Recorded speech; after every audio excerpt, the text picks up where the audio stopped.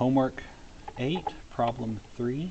A linear polarized wave has the following equation, where A is some complex amplitude, and we have it polarized in the x-hat, or in the xy plane at some angle theta, and so that's drawn by this picture here. And so I've rotated this out of the plane, so it sticks up here. I've rotated it out of the plane slightly, and through this angle theta, and it's waving up and down in that angle theta.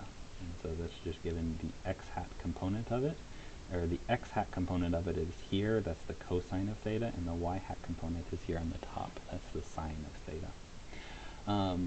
The statement here is we want to look, or the problem is about looking at circularly polarized waves, and so we want to show that if the components are 90 degrees out of phase, and so we take these x-hat and y-hat components and get rid of the theta part, but have the y-hat be 90 degrees delayed with respect to the x-hat, show that we get a circularly polarized wave.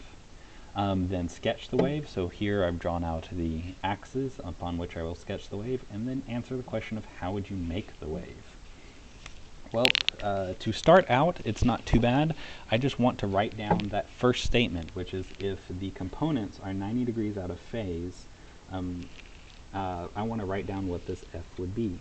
So f of zt is some a, and then I'm simply going to have this e to the I kz minus omega t x hat plus e to the I kz minus omega t, and then minus pi over 2 y hat. And so what I've done here, right, is we have taken this,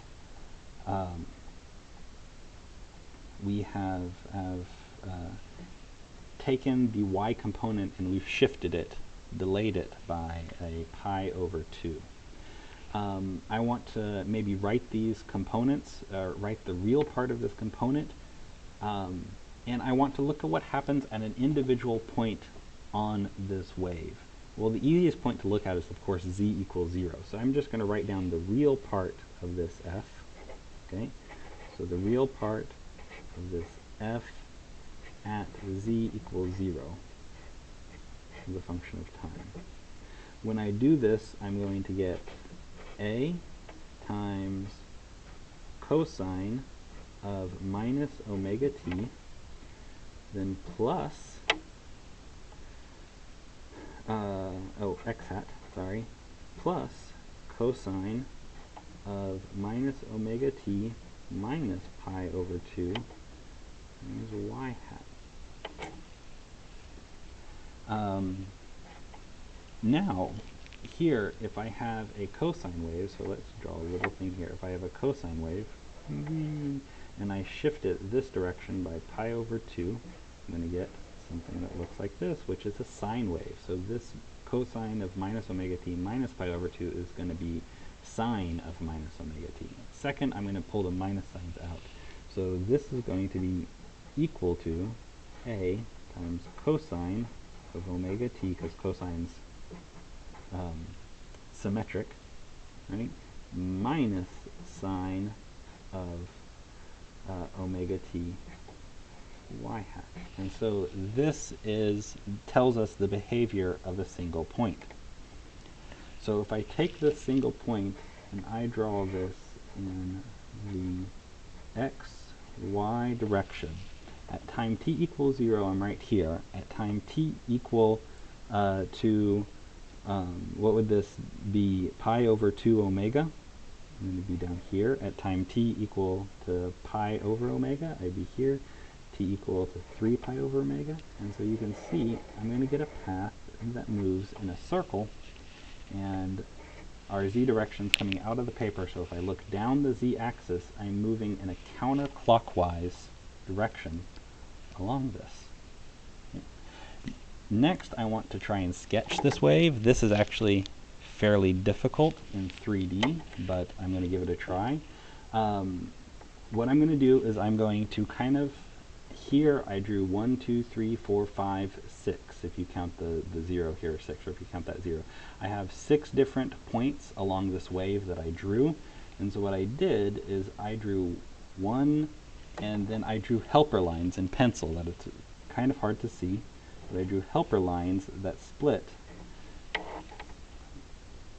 into 6 different time periods. And so I'm going to take these helper lines and I'm just going to continue them along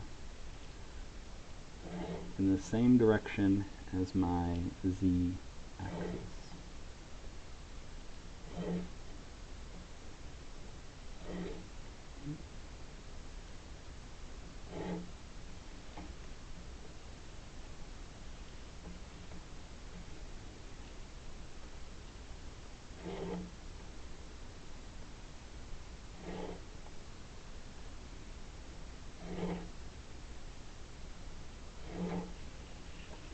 And all I'm going to do is I'm going to come along, and in the same way here, I'm going to start marking off regular spacings. And at each one of these spacings, I'm going to rotate the way this points by one of these rotations. And so going and moving along, we're going to start off vertically in the x direction. So we're going to start off in this direction right here. So it starts off like this. At this point, I am parallel to this helper line, and so I'm going to come, oops, that was on top of this one, this direction. At this point, I'm parallel to this helper line, so I'm going to come and do that in this direction. At this point, I'm parallel to the y-axis, so I'm going to draw it in that direction. At this point, I'm parallel to this helper line, and draw it in this direction.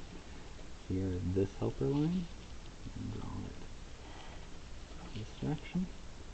Finally, I am going completely down, and then I'm going back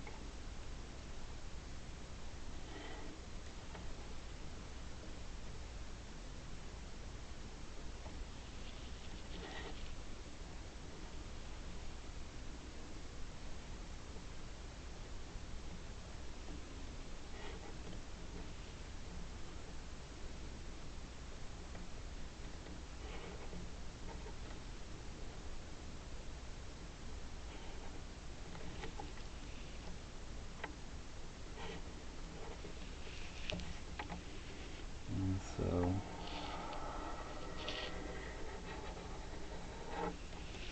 that is a really wonky drawing, but that is a sketch of what the circularly polarized wave might look like in a wonky 3D way.